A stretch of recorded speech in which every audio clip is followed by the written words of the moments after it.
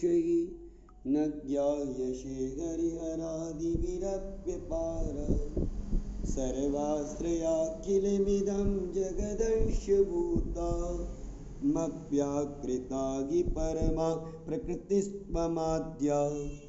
यस्याः समस्तसुरता समुदीर्णेन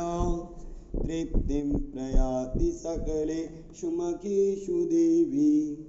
स्वाहा शिवै पितृगणस्य च तृप्तिहेतु रुच्यार्यसे त्वमत एव जनः स्वदा च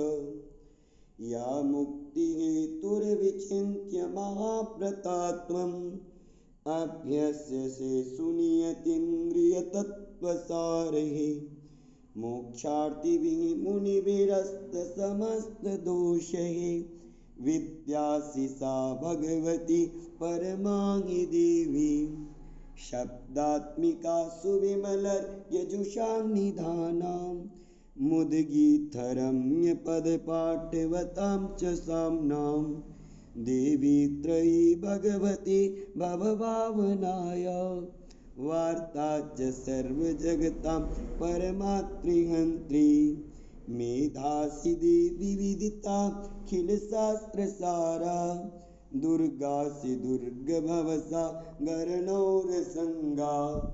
श्रीकैटभाहृदये ककृताधिवासा गौरी त्वमेव शशिमौलिकृतप्रतिष्ठा एकत्सहासममलं परिपूर्णचन्द्र बिम्बानुकाडिकनकोत्तमकान्तिकान्तम् अत्यद्भुतं प्रहृतिमातरुषा तथापि वक्त्रं विलोक्य सहसा महिकासुरेण दृष्ट्वा तु देवी कुपितं भ्रुकुटीकराल मुद्यच्छशाङ्कसदृशच्छवियन्नसद्यः प्राणान् मुमोच महिकस्तरतीव चित्रं कैर्जीव्यते हि कुपितां तकदर्शिणेन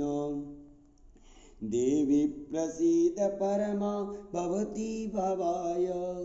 सद्यो विनाशयसि कोपवती विज्ञातमेतदधुनैव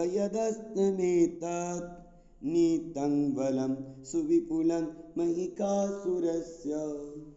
ते सम्मता जनपदे सुधनानि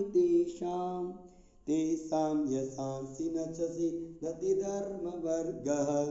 धन्यास्ते एव निवृत्तात्मजभृत्यदारा एकां सदा विदयदा भवति प्रसन्ना धर्म्याणि देवि सकला